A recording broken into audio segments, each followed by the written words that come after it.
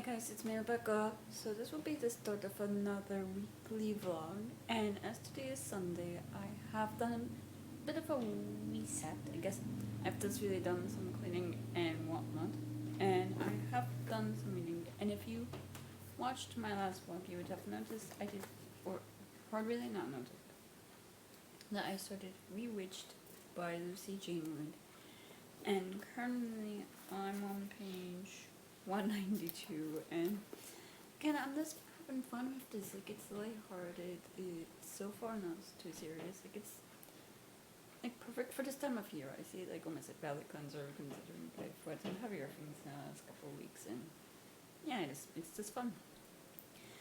And what I've read in so far today is Brian, who's like one of the sages. There's one of the heads of the coven. She was able to find Bao a loophole to help Bao.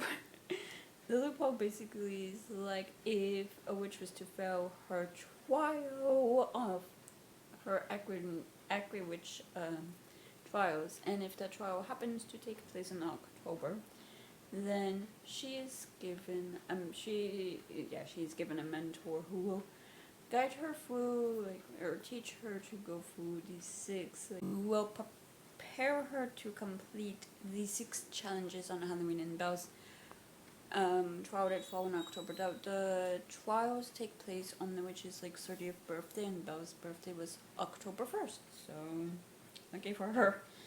And the mentor has to be someone without bias, so it cannot be anyone who is part of the jury, and it cannot be her mother, so it has to be this third party. And the issue with this is most of the coven, like, it's a very small coven, like, magic has died out, I guess, throughout the time people are then born with magic, or with the potential of having this magic. And as well, a lot of people die because of accidents. Like one guy, he died because a dragon breathed fire on him, which, so yeah. And it looks like, well, Bowen and Bao, they're going through, I guess, the archive or whatever, to try to find like a suitable mentor for her. There seems to be like this one choice, but Brian, like, she doesn't really want this person for Bao. Like, even seeing his picture leaves a bad taste in her mouth. Like, it brings out like the more, I guess, negative side of Brian when she sees the picture of this man. And really, it's like, this is Bao's only chance, and Brian, like, she gives Bao the picture, but it's like, you should know the history of this man. And so she tells Bao the history of her potential mentor. I cannot believe I almost said mentor. My god. And with the history of this man is, when he was 15, he sabotaged his older brother's like potion. The older brother, he on his 30th birthday, after he completed which trial thing, he was gonna be taking over his father's place as head of the coven, and mainly just to prove to himself, to the coven, to his father, to show like he's worthy of taking over his father's position. He was gonna create a potion that allowed him to transform himself into a dragon. And the guy, I'm not even gonna try to pronounce his name, Archelaus. He knew that what his brother was planning. Like, he snuck into the shed where his brother was preparing the potion, and his brother caught him, and he was in on a secret. And what Archelaus did to sabotage the potion was, he just added a few extra ingredients into it that essentially, like, it burned his brother from the inside out. Like, so he did that. And it's not like the older brother was like an asshole or anything. Like, he seemed this, like, the flashback scenes we got between him and Archelaus Like it just seemed like the older brother was like you're like this teasing like being an older sibling, and Artemis who was like 15 at the time just have didn't have it or anything to do with it. Like he took the way his brother treated him like a bit too serious, and I guess like the way you're 15 and you take everything a bit serious, like you just want to be treated a bit more respectfully. You want to be seen as older than you are. Like it's that kind of behavior. So, but as punishment, he was stripped of his magic. He was expelled from the coven and whatnot. Like he's still alive, but he just isn't able to do it. And when he is, and Val knowing this, like, and also knowing the fact this is her only chance, she chooses to do this. She chooses to have a mentor, and that's very well. And with that, he is given a bit of his magic back, and alongside that, like, Bao has to get a watchman. Like for some reason, Moon is assigned her watchman, and he is the one who's the messenger in the beginning of the novel. And again, I just love the banter, like their interactions between the two of these characters. Like it's just very very entertaining. Like there's this scene while they're walking out of the bookstore where they're just saying like the tropes that they fall in line with, like the things that's kind of like happen between the two of them, and kind of the tropes that they fall into, like as character, as people and whatnot. Like it was just very amusing to read. But the reason like when we said Watchmen, like, was just really to make sure that Bao goes through with these trials. Like she's not running away. Like it's not like a scheme or anything. And as well we see like Bao, she had, when she's met with expectations versus reality, it's like a bit of a shock. I would say to her personally, this because like the picture she saw of Arthur's after, like when he was expelled from the coven, like he was kept in the dungeons of the coven for many years, just because like the non-Wicca police wouldn't do anything with him, because like there was no physical evidence that he murdered his brother. Like I think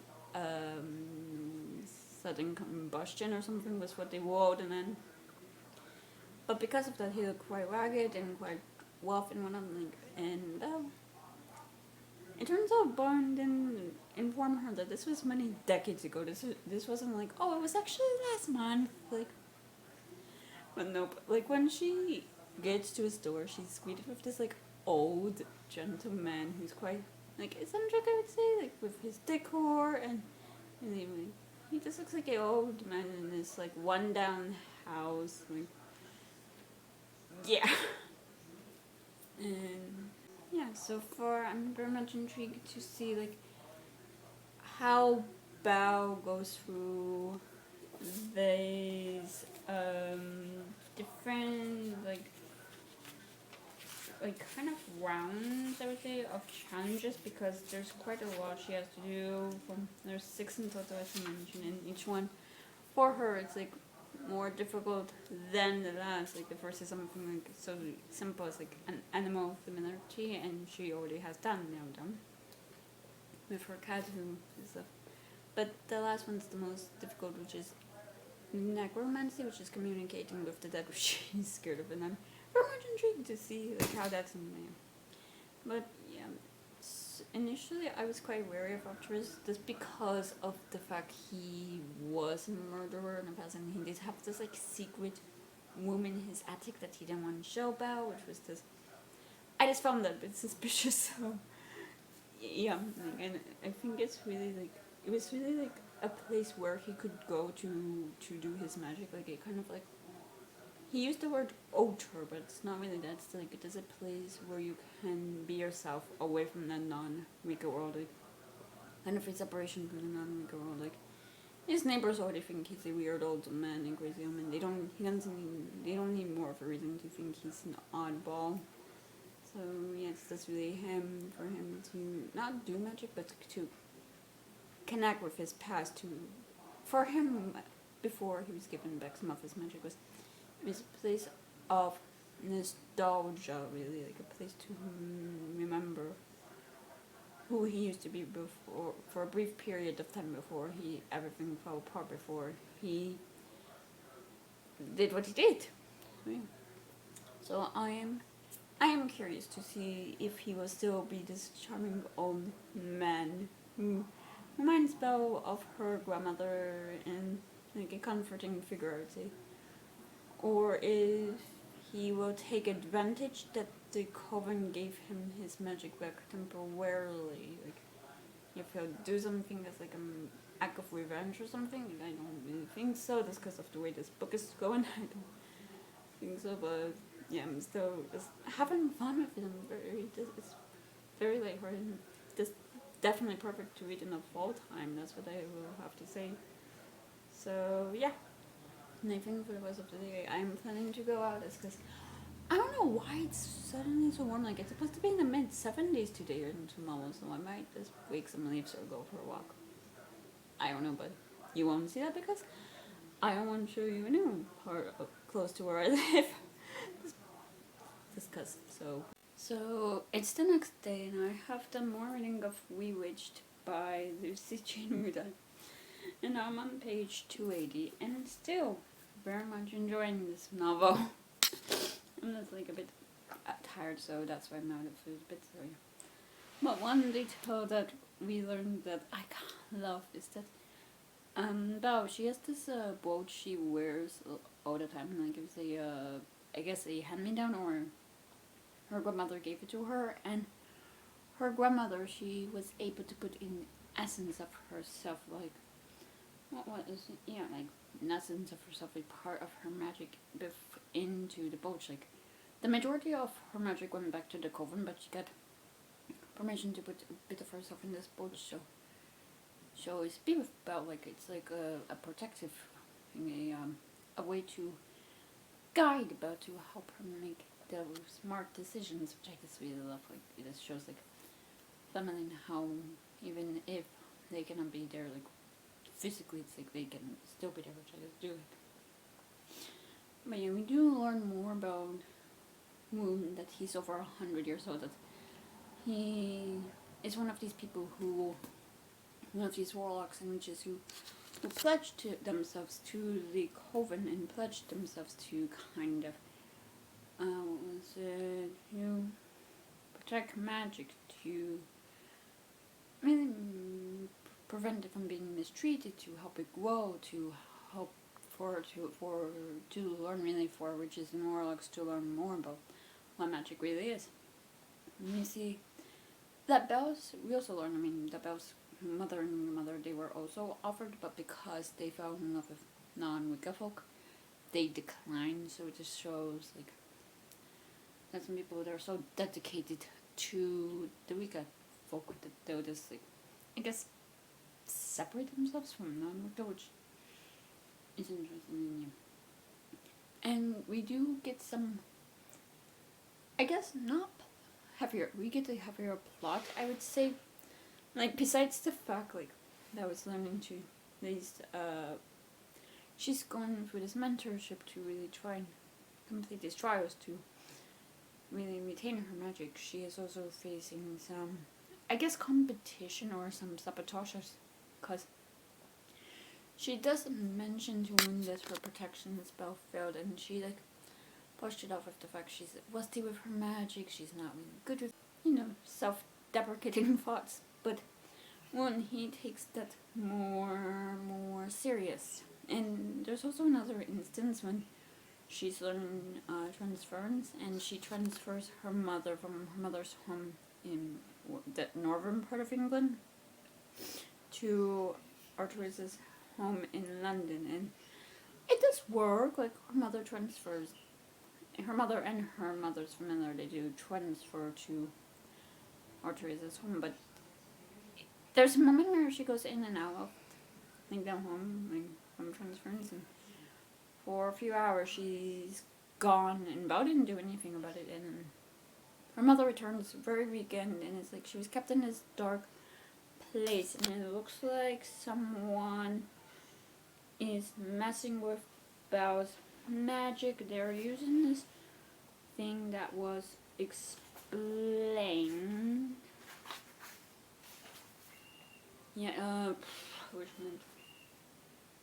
Step 4 in Qatar is basically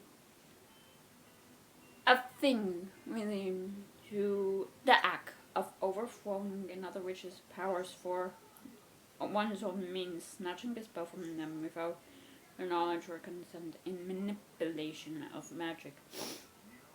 So someone is trying to take Belle's magic and by taking Belle's magic away, they will be gaining more magic, more power. So it's like sabotaging one witch means more power for another, which is quite, I don't know, it's like an interesting concept, but why Belle? Why this girl who showed, I guess it's like someone maybe from like the jury who thought her magic was wasted, or like wasted potential, like they like this magic's not being used properly. I can be a better host for it is what it's going through, so that's what's going on probably, but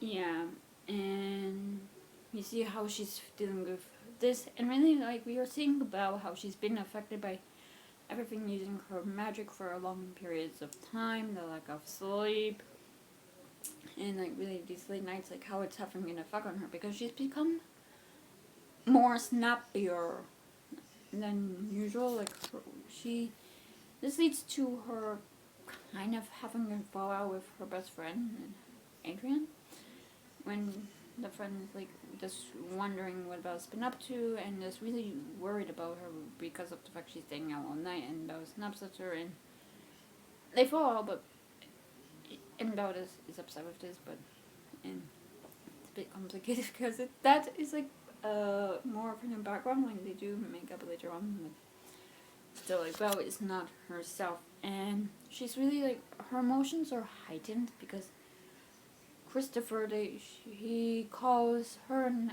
those of the staff into his office for a meeting to discuss how sales and whatnot, and he's completely dismissed her ideas, talked down on her, treated her like utter crap, and usually it seems like she can deal with this asshole, but really it's either the fact she's exhausted or like she's at a break point.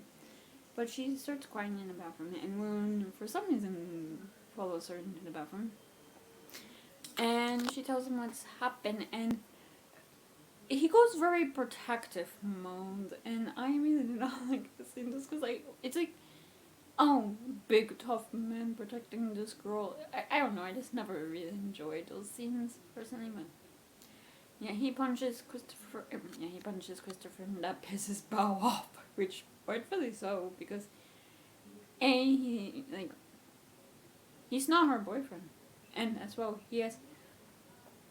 she can take care of herself when dealing with Christopher. Like she knows how to deal with him, like she doesn't need him protecting her, and so she tells Moon to stay out of her non-regal life, which he does. Then yeah, but yeah, we see like more of Belle's training, and there's this scene that's utterly ridiculous where Moon, he does come over to Belle to, I guess, apologize and whatnot, and Belle, like, she makes a coffee for both of them, and she had just gone back from a lesson fortress where they were just brewing the potion, trying to make the Grimoire happy, and that potion sitting right there on the table, and Belle looking at that woman thinks she's pouring milk into their coffees. She accidentally put a potion in, and the potion's supposed to make you infatuated with someone, and the two of them, well, they seem pretty infatuated with one another because they do go at it. Like, it's not for one spice, but they do, like, they realize, like, Bao realizes really that it's because of the potion that she's at Woon, and she's like, this was a mistake, it shouldn't have happened, and Woon's like, was it? Like, it doesn't even seem as hurt by him, like, he generally might have some feelings for her, or, and she's just trying to play it off, like, oh, it was just a potion, you know, but thing is, 5 seconds later, Arthur is close, being like, Yeah, the vanilla accent I think was we used in the potion. That expired 18 years ago, and I mean the grimoire seems happy, but the potion basically is ineffective. Like it's not gonna work at all. So yeah, she knows that it wasn't a potion that caused her to go out with. She doesn't have this, and I was cackling. And I also felt like, why is it placebo effect when you think something is so it is? I guess like I don't know. It was just ridiculous. Like so, yeah. I would say I am very much intrigued to see who the witch that is trying to take Belle's magic away from her is. As well, I just want I don't know an explanation or something with whoever is going on with her. I like the initial interactions where, they were just starting to form an alliance or again, one another, like the banter between the two of them, but the last couple of scenes, like, and I just didn't really like the fact he went, I guess alpha man on harass her boss, and I usually don't like spice in books, like I will skim read spice just because I know, all the time I just think, I just don't like it personally. Not because of the writing, I just don't like reading spicy things. Like I usually just cringe at them. That's my personal opinion. I will skim read any. So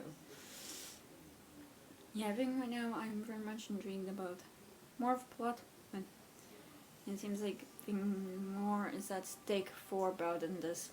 Her magic. Well, her magic is still at stake, but it is like how she will lose it if she loses it. Like, will she lose it because she didn't complete the trials, or will she lose it because whoever is trying to take her magic will succeed in their plans? Like, yeah, I'm just very much intrigued. So yeah, I think that's over now. I suspect I will finish this, considering I have about 90 pages in the next couple of days. So who knows? Maybe tomorrow I will finish it. Maybe Wednesday. We shall see. But yeah, I will see you. So it's the next day, and I've just won some errands and whatnot, and I have done some reading, and I have finished 1 minute Bewitched by Lucy Jane Wood, and I really much enjoyed it. Now we see how, oh my god, why am I blanking now? Bao, how she confronts Artemis about really everything, how like this is the first time like she's really confronted him about like why he was kind of like kicked out of the coven and whatnot. Like, they do have that talk, and Artemis admits to her that he did retain some of his magic because I guess when he was expelled from the coven and his magic was supposed to like be fully returned to it, because of the fact he didn't fully like I guess develop in his magic, or he didn't fully come into his magic. He did retain some of it, and the thing with him is that he doesn't remember whatsoever of adding those additional ingredients to that potion that led to his brother's death. Like, he believes he killed his brother because he was told over and over and over again that it was him who did it. So he believed it. Like, he thought, being told by everyone around me that I killed my brother, so I must have.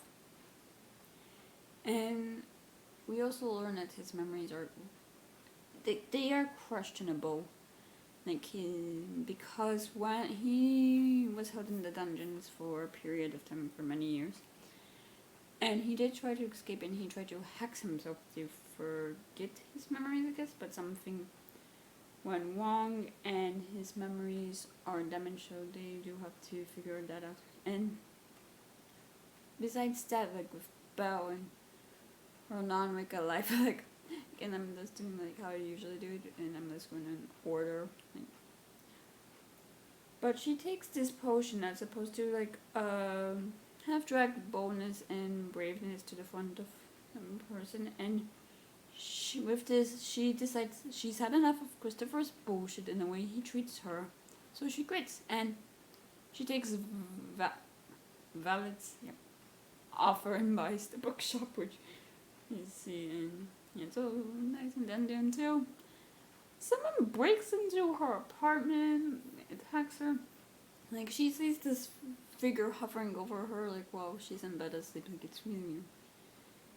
And when he senses something's wrong, so he comes in and he captures something. I don't think I was really explaining if it was just, like, the essence of the thing that tried to attack her with, but it looks like this person, they tried to poison the remains of the potion that Belle took that morning, that braveness potion, and as well, they stole the brooch that Belle's grandmother gave her. That the brooch where part of her essence lives in, and Belle, afraid for those she loves, decides to give up her magic, and she is not told, but I guess, I don't know, but both Artemis and Moon encourage her to have a talk with her younger self who in mirror.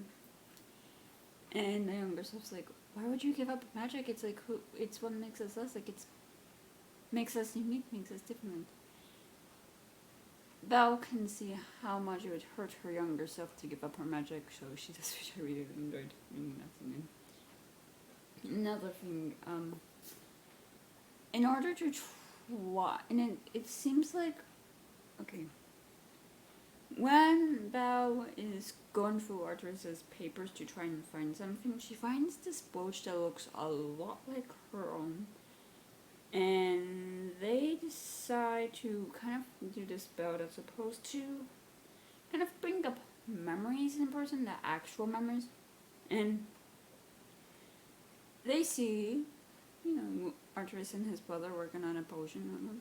And then we see the actual villains of the story, these two individuals, Artemis's two sisters, I'm just gonna say. And we see how some things happen where apparently everyone's dead. I don't know. And it turns out they're the responsible ones. They're the ones who messed with the brother's potion, Sav's potion, and they're the ones who also messed with Artemis's memories. And it seems like Belle's grandmother and Artemis, there's a connection between the two of them, and Belle, as part of her like grimoire challenge thing, is supposed to do necromancy, just speak to the dead, which she does. It's like a good excuse as well to speak with her grandmother, who also had a spell cast upon her, but I guess when you're dead, all of the spells are like, I guess they fade or they are lifted, I guess would be the better term. And Bao, she has doubt, she wonders, what if I do this, what if I do that? And there's this quote that grandmother says that I really liked on page 331. It's like, fate can't be twisted and turned as you like, Bao. What's meant for you is meant. No matter which turn you take or hurdle you stumble at, you always end up on the path that's meant for you, love. Let the dust settle on choices that you've made or that you didn't make. Leave all those different lives behind and make peace that this is the right one. Tell yourself, this is how my story is supposed to go. But I'm the one who can write it as it's supposed to be. It's like, there are many different paths one can take, but I guess if you just choose that right one path, like you just go straight into the one path, you ignore the other paths. Like, what if this happened? What if that? It's like, you still are the writer of your story, but eventually will all lead down to the story, to the path that you're meant to take in. I don't know, I just really liked that story. And yeah, and besides that, we do learn who is trying to mess with Belle's magic, who's trying to sabotage her, take her powers and whatnot. And yeah, I'm not gonna say who, just because it is like, that's a big spoiler, of course, but we do see like they did have ulterior, I would say, motives for giving Belle like the opportunity to have the second chance, because the day of Bell's second trial was supposed to be on All Hallows Eve, when the veils of the world is at their weakest, and Bell and others they get to the location of the coven, which is a place called Hectic House, and they see that these individuals, they are using this as the opportunity, to call all the coven all together and take everyone's magic. And they want to do this because they want to redistribute magic to those they believe is worthy of magic. They want utter control over the covenants. Oh, this person's not gonna get in, they're not worthy in our eyes. It's kind of like they believe they are the most magical beings in the world, that every witch and warlock should bow down to them, sort of thing. So yeah, we see that, and well, no, he decides that they're in the middle of a battle. Now's a great time to tell Belle that he doesn't regret it. It's I'm sorry, but you're literally in the middle of a fucking battle. Things are exploding left and right. But yeah, I understand why he did that, because it's they might not make it out of it, but still, I was are you serious? Now? There's just some moments in here where it's a bit cheesy, but eye-rolling between the two of them, but yeah, and we see the battle and how that we see the mindset of the actual villains who, and then they disappear. They are expelled from the coven, but it's they disappeared from it. No one knows where they went. So yeah. And if you notice that, I'll skip. I had a FedEx delivery and I got awkward after the fact that the cameraman, that the delivery person was me with my camera. So yeah, I'm wondering if there is a book tour, and I think there should be considering. I think the author has it on her YouTube channel. She is writing it. But I'm wondering if the actual villains, if they will make their reappearance, if they will, I don't know, try and do something to Bao. I'm just very much curious in seeing where the story goes next. I really want to see Bao, who has taken control over the bookshop, really just I want to see how she'll want it. The self-doubt she has, about herself, if that will continue on, because it's not that can magically disappear. She might be more sure about herself, but I feel there might be a bit in the back of her mind always nagging her, you're not good enough, you're gonna feel I want to see that. I want to see her developing with her relationship with Woon, and really her friendship with Ardene, who now knows about the magic. Yeah. And I'm just really curious to see where this goes next. So yeah, overall, despite the fact I did find a bit of this a bit cheesy, I did enjoy it. It was just an enjoyable time. So yeah. And I think for the rest of the day, I plan to go on a walk when I finish this update, just because I want to. I don't think I'll do any more reading today. But tomorrow I will start a Graveyard Shift by Emma Rio, and I will give you the synopsis tomorrow. But yeah, that's all for now. So it's the next day and I've just done some reading. I started Graveyard Shift by Emma Rio, and I don't think I explained what this is about yesterday, but this is about these 5 individuals who every night in the college's ancient cemetery, they kind of have a cigarette break. And these are 5 people who they cross paths as they work the late shift. We have a bartender, a rideshare driver, a hotel receptionist, and the unofficial steward of the resident church that lives over them, and the editor-in-chief of the college paper, always in search of a story. These are people day to day, besides the rideshare driver and the bartender, you might know, like cross paths with them, and I might share driver and a bartender only because if like there's a rowdy customer that needs a lift home, like. And one October evening in a defunct churchyard, they find a hole that wasn't there before, a fresh open grave where no grave should be, but who dug it and from whom and for whom. And so far, there is some intrigue there. I'm just gonna read my notes because I'm only on page 74, but because this novella is only 100 pages, like a lot happens within a short time frame that I just felt like to keep notes. But we start this novella by meeting Eddie Wu, who's the editor-in-chief of the college newspaper, and she works late at night just to ensure that the paper is like top-notch. Like this is a student paper that's won numerous awards, where the alumni have gone on to bigger papers, and Eddie, she doesn't feel like she, I guess, is worth it, like worth the position of editor-in-chief. Like she needs to do more.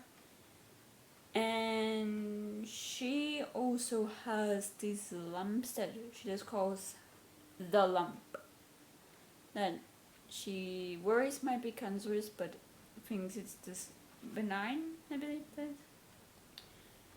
And when she and others, like when they're on their cigarette break, like they do see this hole that wasn't there in the previous nights, and it seems like these late night meetings are quite often. Like they even have a group, like a group message thing. And she uses really these sessions to get like the local gossip for the paper, as one of these individuals is a man named Theo who works as the general manager of a local bar, so he's not allowed. And yeah, like we really learn like the other characters' stories eventually, but with Eddie, it seems like the lump, besides the fact she is going through stress, like in her own like self-worth, it seems like the lump is also contributing to other issues, like besides the fact she is worried about it and worried about like she might not be like worth it, like she doesn't feel worthy of her position as editor-in-chief. Like seems like this lump is part of the reason she cannot sleep, that she is awake. And when when the others leave, she and one of the guys talk.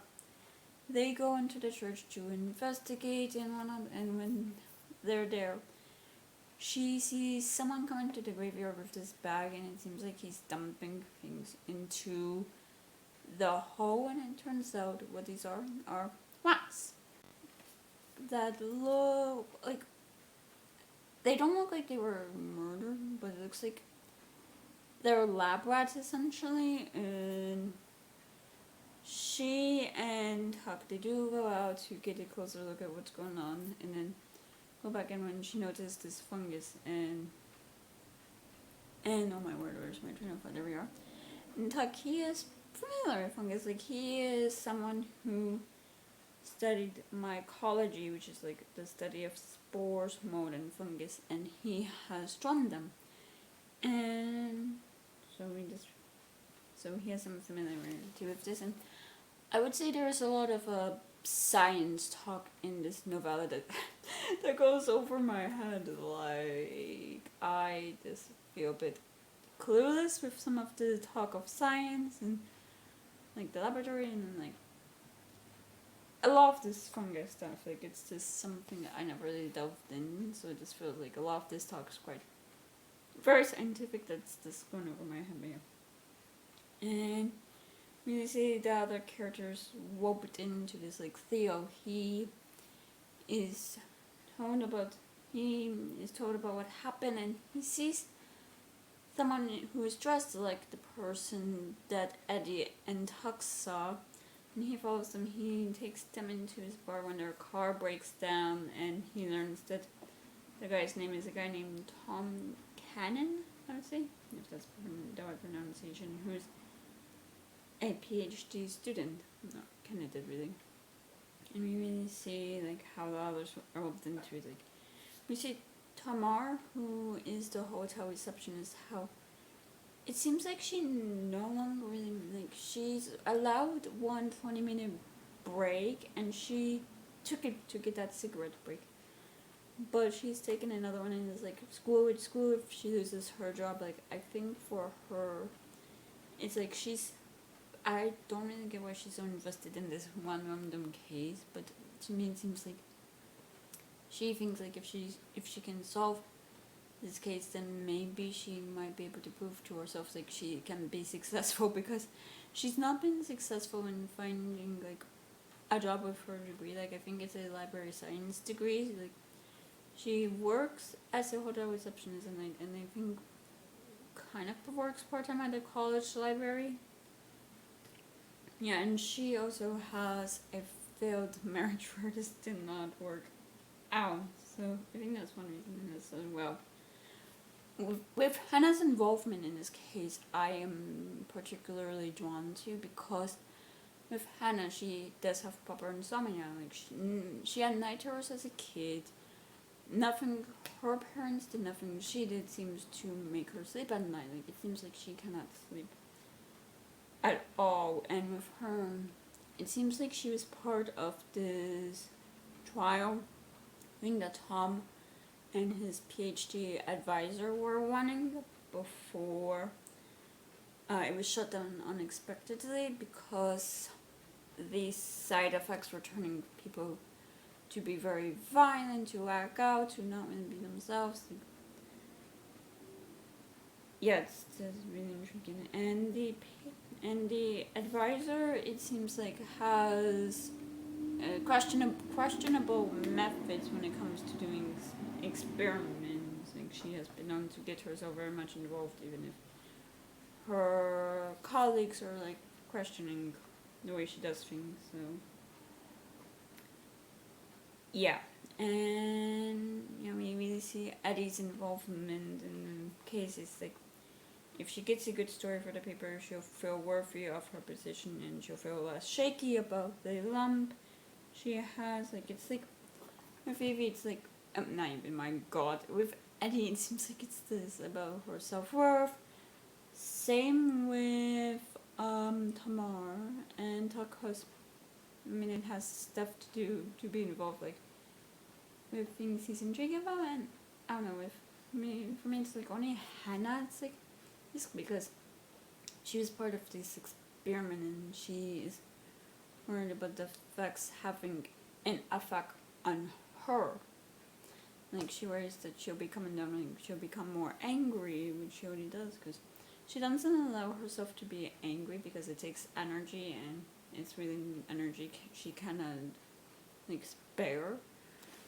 And yeah, it's like, I don't know, it's just in some ways, I don't know, it's like so far I am finding this to be fine. Through, again, I have to say I am skimming the parts where it's quite scientific, because I am not really a person of science nature, but I don't know.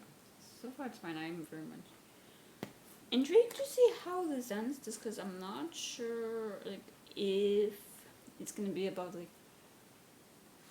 the experiment itself or what. I don't know, I'm less intrigued, I would say. But yeah, I probably, if I do more reading today, I likely will finish this today, because it is only 108 pages, which did throw me off for a second, because the first like few pages of if we were villains is in the back, as well as other stuff, so that did throw me for a loop. So yeah, I don't know. So far, I am intrigued by people's motives, but I don't know. This case feels quite insignificant for me for it to be a bigger thing, for people to risk their jobs like tomorrow's. Like, yeah, I mean it will make a good story for Eddie, and maybe Hannah will get some closure, but yeah, other than that, I'm intrigued really just to see the other characters like reasoning for getting involved in all of this. So yeah, and I think so for today I have done some cleaning, I've done some laundry, and I think in a bit I might go for a bit of a walk, just to get out of the house, do some exercise. So yeah, I'll see. So it's the next day, and I did have to run some errands. I did go for a bit of a walk this morning, which I didn't really film this because I didn't really want to. So, but yeah, and I have done quite quite a bit of reading. I did finish one book and I started another book, but I'm just gonna first go over the book I did finish, which was Graveyard Shift. And overall, I did like this, but because this is only 100 pages and the events move quite fast, like it's like one something after another after another sort of thing. Like,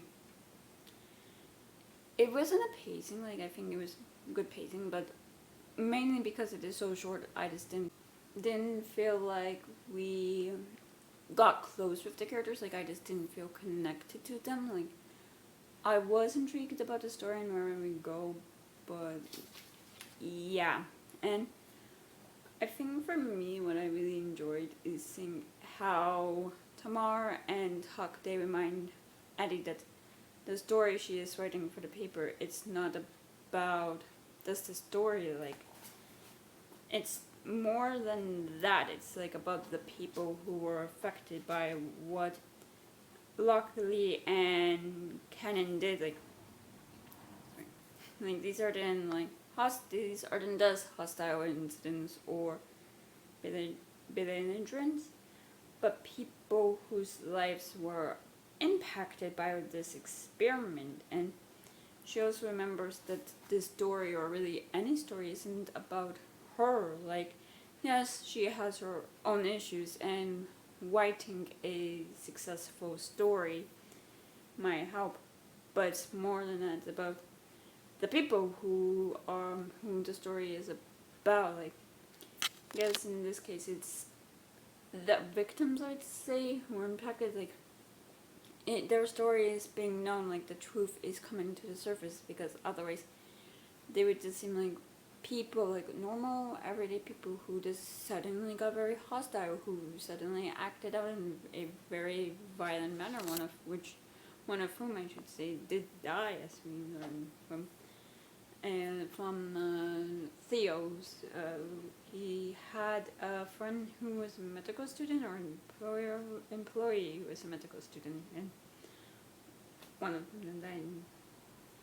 I don't know, it's like that I did find interesting, and as well seeing at the end how everyone's lives like change. Like I was wondering, like, because this isn't a common occurrence, it's like what makes this life different than any other nights, and it's Eddie learning about what it means to be a good journalist, and people finding their way, and people's lives generally just changing. Like we see Tamar when she confronts Dr. Luckley, who was Tom's PhD advisor, the one who was the head of the experiment.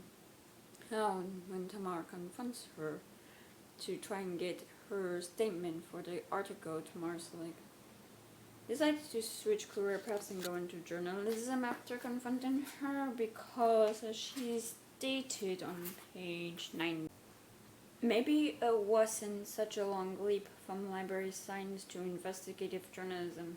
It was merely a matter of sensorizing information until a coherent narrative emerged. Like, it's like try and gather every piece of information you have and see, like, okay, how does this all fit together? Like, it's a big puzzle piece.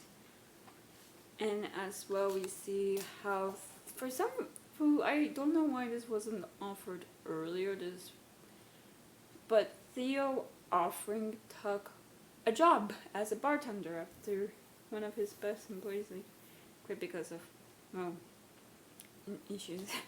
Theo slept with a coworker and it just caused like a tension. Like, it makes sense why he has that rule, like not to sleep with coworkers, but still.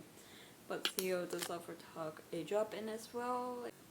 and to be Theo's roommate. Like it took who went back to that church for some short time, like out of that church before like the police show up or before other nosy people like Eddie show up. So yeah, and yeah, so what we see Hannah start as or continue. I'm not entirely sure what this relationship is. Like it's a no strings attached relationship with Tamar, where it seems like they're sleeping together, but Hannah will leave before Tamar wakes up.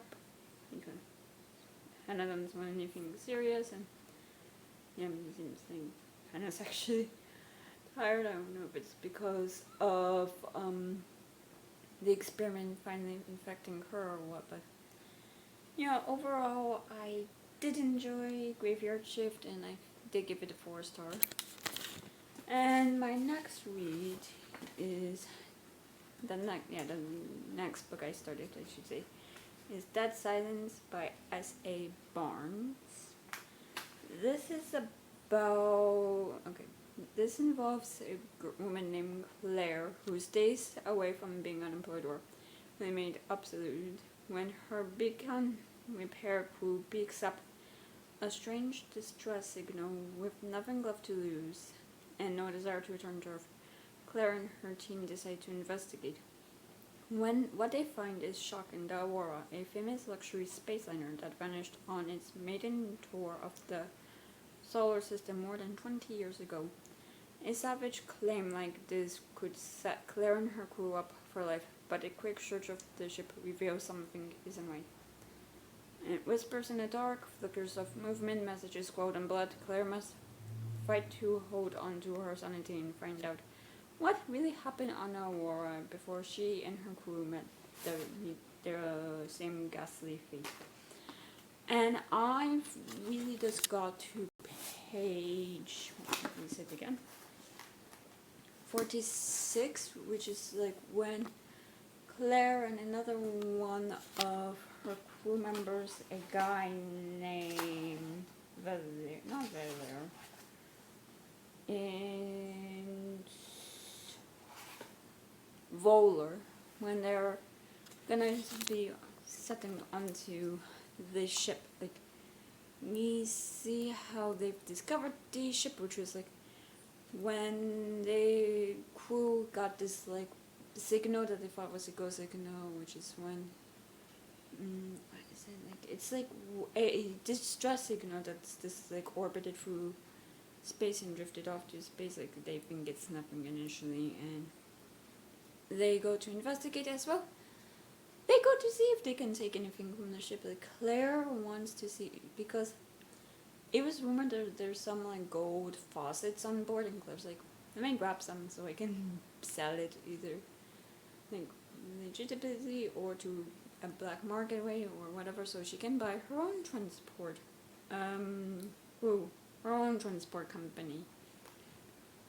And really, so far with Claire, we see how she doesn't want to give up this life. Like it seems like space travel, working for the company, being part of the space program, like it's something she's always known.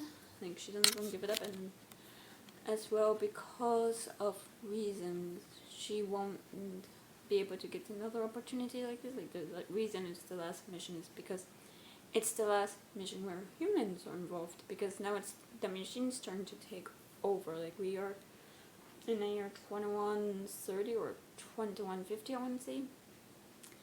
So quite way in the future, and because of some reason, some things in Claire's past, like she's not able to really get onto a new team and whatnot, so she's kind of been made an absolute. She's being, after she finishes this team, she'll be given a desk position, administrative work, stuff she doesn't really want, stuff she dreads because, and it seems like she doesn't really want to return to Earth. Like it seems like she just only has memories of living on a ship all of her life. Like we see flashbacks of her and her mother, who was a doctor living on the ship, and with Claire when she was a child living on a ship, it seems like something happened, like there was some virus or something that caused everyone on the ship to die except her. For some reason, she's the only one who survived. So, yeah, we'd say that's quite interesting. And we see Claire, how she's kind of not involved, but the medic on the ship, a man named Kane, he seems to be widely concerned about her, like her mental health, because she did try to kind of kill herself at the beginning of the novel. And I would say it's more than just him being the medic on board, worrying about her health, her safety, and whatnot, and her well-being. It seems like he deeply cares about her, which I'm intrigued to see how that plays out. But yeah, very much intrigued on seeing what exactly they find on board, because there's already mentions of cannibalism. Like they see these like disembodied figures, like arms disembodied from their torso and whatnot. So it's like, what the hell happened on this ship? So yeah, so far very much just intrigue, I would say. And yeah, I think that's all for now. I'll see. So it's the next day, and I've done quite a bit of reading of Dead Silence. Now I'm on page 126. I do take off the dust jackets when I'm reading for some reason, but yeah. And so far, what we learned is that Claire, she experiences like hallucinations. Like we first see this when she's being essentially interrogated after everything has happened, like with this novel. Like, most of this is given her account of what happened, but we do like every few chapters, and so far I've encountered 3 chapters where she's, I guess, in the present and she's being interrogated by someone who's like a big nod, someone who thinks like, who's someone who is in a corporate chain or his family's in a corporate chain. Like I think she mentioned he's 3 generations corporate or something like that, and as well as someone who knows her history. Like it's like good cop, bad cop sort of thing with this. And when she is being interrogated, she sees her crew members that have reportedly have died. Like I think with this one, Claire is the sole survivor of whatever happened out there. And it seems like this has been affecting her or something since Ferris, which is like this hab, or I guess another ship that where she was the sole survivor of. Again, where the doctors have said that these hallucinations are triggered by several mental and physical trauma, and it seems like with this, as well as other mental things which the doctors have labeled her as, like it has affected her career, like it has prevented her from being a true team leader, a true captain of something, because it's like she cannot be trusted. Yep. And when we go back, we see when Claire and Apu, like when they get on the ship, they feel like this presence apparently, even though all the passengers and the crew are dead. And really, with the first time I encountered this, which was on page 46, I want to say, it just seems like the authorities who are interviewing her, or interrogating her, really, like, it's set up like they're just taking down her account, but really they aren't. But it seems like they are trying to discredit her because of the statement she made when she was rescued, like, from the ferries. She said that when a search and rescue team came, her mother apparently helped her signal them. But the problem is, she watched her mother die weeks prior to this, which would have made it impossible. It seems like this is really a part of embarrassed or something. Like the company she works for, trying to discredit her, trying to say she's unreliable. Like they are trying to make what happened with the war kind of like disappear, you know. Yeah. And yeah, going on to the war, we do see how it triggers something in Claire. Like she gets hallucinations. She sees her dead mother. Like she experiences these hallucinations, or really whatever. Just something she hasn't experienced in 2 decades. So it's like, what is this? What is causing this to happen? Like I'm. And when so it's like just really seeing how all of this affects Claire and how it will continue to affect her, as well as the fact as well when Claire and Roy, when they get on board the ship, they start stealing like some things that might be valuable or might have value, I should say, before they notice all of the dead passengers who are just floating above, and they are all dead, of course, but it's the way they died. All of them is like quite gruesome, and as well prior to them, they see signs that they they tried to barricade themselves like from the inside, but it was furniture outside. So it's like, what the hell happened on board like that? Oh, so thing, and really my nose is saying, I think like what caused them all to be. Some of them are like mutated. Like later on in the novel, on page 120 something, there's a famous reality show star who she hung herself with like a chain, with a necklace, like a short chain. And it's like she has scratches on her face. It's like what? Yeah, it's like, and the captains of this like they seem to have murdered one another, and like one captain is in such a state that he has a bullet wound through his head, and apparently you can see where like I don't know, the details are quite gruesome, and it's like what caused all of this? What caused these people to kill themselves, to kill each other, to really like, and I mean some of them also did die from exposure from like some toxic like germs or whatnot, but still all of these deaths are extremely violent. Like my word.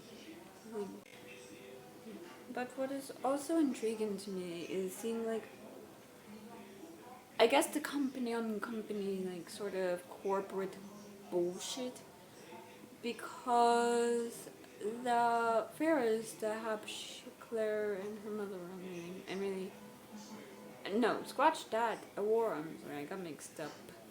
Was owned by a company that, because of what happened to the war, they took a financial hit and they were like kind of sucked into this other company that's now struggling, and there's this competition. And Claire knows that no matter what evidence she and her crew bring back, like the company they work for, they're gonna try to discredit them. They're gonna fire them and say like, oh, they were a bunch of screwed up ex-employees. We have to let them go because of this, and this. Don't take their word seriously, or they'll take them to court. Like it's just a lot of. There's a proper term for this. I'm thinking now, but it's like, yeah, and this will probably happen because I mean, when the war is discovered, really, like when it's made known to the public what happened, the company will take a financial hit that they can't afford. Like I'm finding the company on company, like the politics of corporate stuff is fascinating in this regard, because it's like the companies like they don't give a shit about the people involved in these crafts. It's like they care about their reputation, and that's it. Like they care about how they look to the public, and they will try to erase any evidence that paints them in an ugly light. Like, that's really why they burned the Hab and really the bodies of the people who died. Like, they claimed it was for safety, but Claire doesn't buy that. She doesn't believe it because she knows what happened at affairs. It wouldn't have happened if the company didn't avoid like, delaying the delivery of the air filters that needed to be replaced. Like they wanted, I guess, just to see how long they could prolong the usage of it. Like I guess it was more of a them being cheap or something. But yeah, I don't know. So that like the politics of like corporate stuff were not as interesting and as well. Seeing like I'm also fascinated in like what exactly caused all of these gruesome deaths were caused the people on board to end up the way they are looking because one girl like they found like she was under the bed hiding from something with a blindfold on and like a makeshift blindfold on and like makeshift earbuds in and it's like what were they hiding from? What were they trying to avoid? Like for me it's this there's a lot of questions that have yet to be solved. So yeah, I'm very much intrigued and yeah, we shall see what happens and yeah, I think that's all for now. So I'll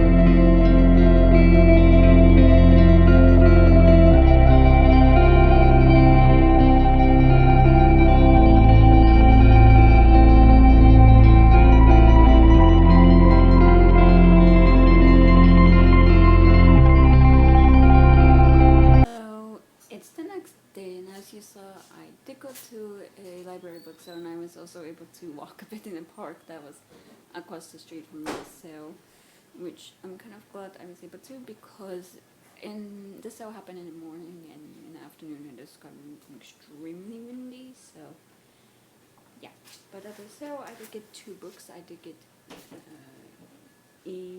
Exhalation, I believe it is, by Ted Chiang. I don't know why it's like so folded up. Like this was not my turn, I swear. But this is 9 stories that tackle some of humanity's oldest questions, along with new quandaries only Chang could imagine.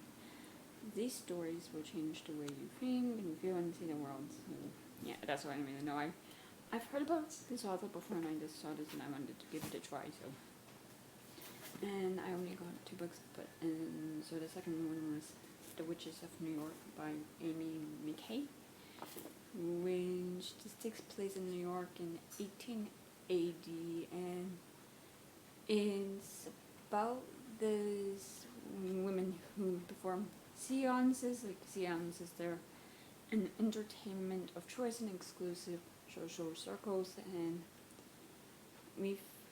at this tea shop, Adelaide and Eleanor provide a place for whispered confessions, secret cures, and spiritual assignings for a select society of ladies who speak the right words and ask the right questions. And when the tea shop posts an ad that means respectable ladies seeks dependable shop girl, those averse to magic need not apply. Bellatrix leaves the safety of her village to answer, for she has little inclination of what the job will demand, and she doesn't know it yet, but she has spiritual gifts, ones that she will come to harness under the tutelage of Adelaide and Eleanor. But not even they can prepare Bellatrix for the evils lurking in the dark corners of the city, or give her the courage it will take to face them. So yeah, I got those 2, which I'm very much excited about, and since then I have run some errands. I did some grocery shopping, nothing good interesting this my mundane Saturday. And I have done some reading of that silence, and now I'm on page 176, and I'm definitely enjoying it a lot.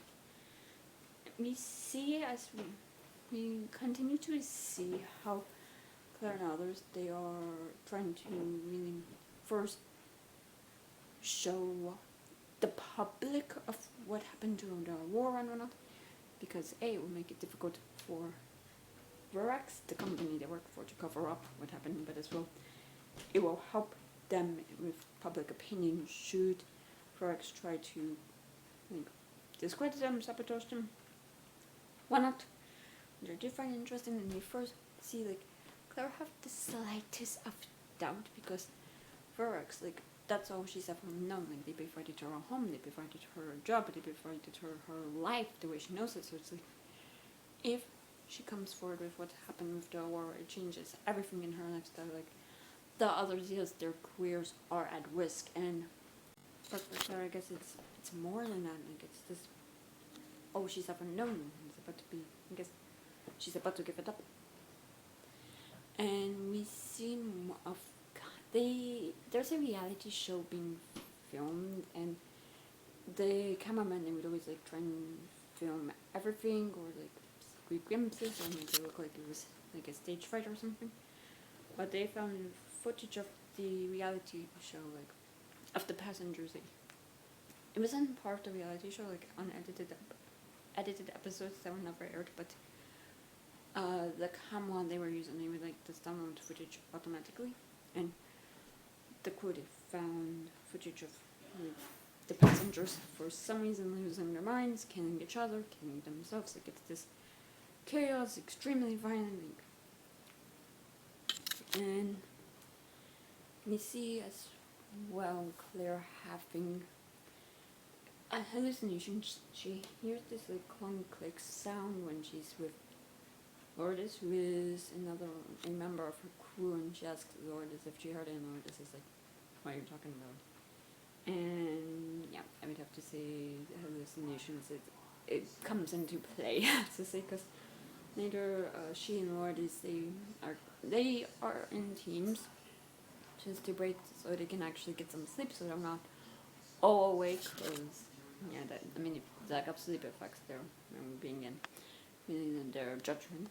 And Lourdes thinks when they're in a spare room that they didn't find a body, anything, but Claire's in the bathroom, and Lourdes thinks she heard Claire tell her to be careful, even through Claire didn't say anything, and Claire's wondering, did I actually say something? Claire's question, because Claire has a past of hallucinations of memory issues, I guess. She's did I actually say that, or did I forget? Questioning herself, and later Claire thinks she found the body she and Kane initially found under the bed, and I don't know, Claire seems to realize that all of the symptoms she's having, it's her brain tried to warn her, and she didn't listen, and now she's facing the consequences of her actions. So yeah, and it seems even before the passengers lost their minds, there were reports of people fighting, people passenger on passenger violence, people killing themselves. Some of the initial crew of the war, they wrote it off oh, it's nothing. But the captain was concerned, and yeah, hallucinations, it seems to be affecting the people on the war, because later Lourdes claims she said she saw Claire beckoning her to follow her, Claire going into different rooms and whatnot, and that wouldn't have been possible considering Claire was asleep in their room. So it seems whatever's going on, whatever's in the air, whatever caused the passengers to essentially lose their minds, it's starting to affect the crew of, I think it was Lena, and I'm just very much curious in seeing how that will go. If there will be some if it will be like they are repeating the history, like none, like some of the crew members will get violent with one another, like actually, or I'm less intrigued to see what the hell is causing these people to be so violent, to kill themselves like this, to be a threat to these people. Like that's just very much intriguing to me. So yeah, and yeah, I think that's all for now, and I think that's all for this vlog, considering it is a Saturday and I do end my vlogs on Saturdays. So this might make it like a 1 week if I can. So yeah, that's it for this video. So if you enjoyed it, please give it a thumbs up, leave a comment below, tell me what you've been up to recently. If you want to, please subscribe to my channel, and if you want to follow me on any social media, all those things are in the down bar below. I'll see you guys next time I post a video. Bye.